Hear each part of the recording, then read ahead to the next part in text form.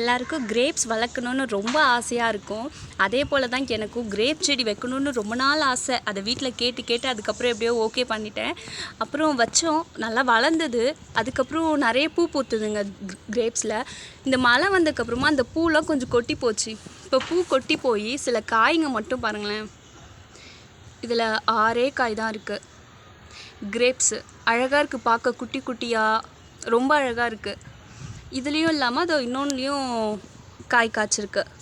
பூ நிறைய இருந்தது அந்த லைன் ஃபுல்லாகவே.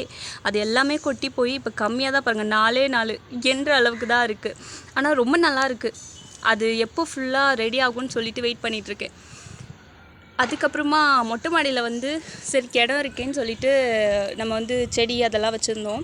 இப்போ இது வந்து பாவக்காய். இந்த பாவக்காய் இங்கே மலையில் வந்து ஃபுல் பூ கொட்டி போச்சு. இப்படி தான் பூ பூத்துது. நிறைய பூ இருந்துச்சு, எல்லாமே கொட்டி போச்சு. அதில் ஒன்று மட்டும்தான் இவ்வளோ பெருசாக வந்திருக்கு. பாருங்களேன் எப்படி இருக்குன்னு, குட்டி குட்டியாக. அதே மாதிரி இங்கேயும் பாருங்களேன், ஒன்று இருக்கும் ரொம்ப குட்டிங்க. அது எப்படி சொல்கிறது, வேஸ்ட் அந்த மாதிரி ஆகிட்டு. அது இது பாருங்கள், எல்லோ கலரில் எப்படி இருக்குது பாருங்களேன், பப்ளி மாதிரி. அதுக்கப்புறமா கொய்யாக்காய் கூட வச்சுருக்கோம். அது இன்னும் பூ பூக்கலை, காய்க்கலை. அதுக்கும் வெயிட் தான். அப்படியே மாடியில் வந்து அழகாக மினி கார்டன் மாதிரி. அப்புறம் வந்து மல்லிப்பூலாம் இருக்குது, அதுவும் வச்சுருக்கோம். அவ்வளோவா பூக்கலை, இப்போ தான் ஒரு 1 2ன்னு. அதுவும் பாருங்கள் எவ்வளோ அழகாக இருக்குன்னு.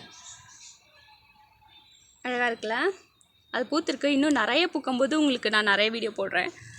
அப்புறம் மேலே வேப்ப மரம் கூட வளர்ந்துருக்கு. அப்புறம் அரளி செடி பாருங்கள். அரளி வந்து முத்தாரம்மாவுக்கு ரொம்ப பிடிக்கும். எங்கள் வீட்டில் பூக்கிற பூ தான் நாங்கள் முத்தாரம்மாவுக்கு கெட்டி வைப்போமே, அந்தளவுக்கு பூக்கும்.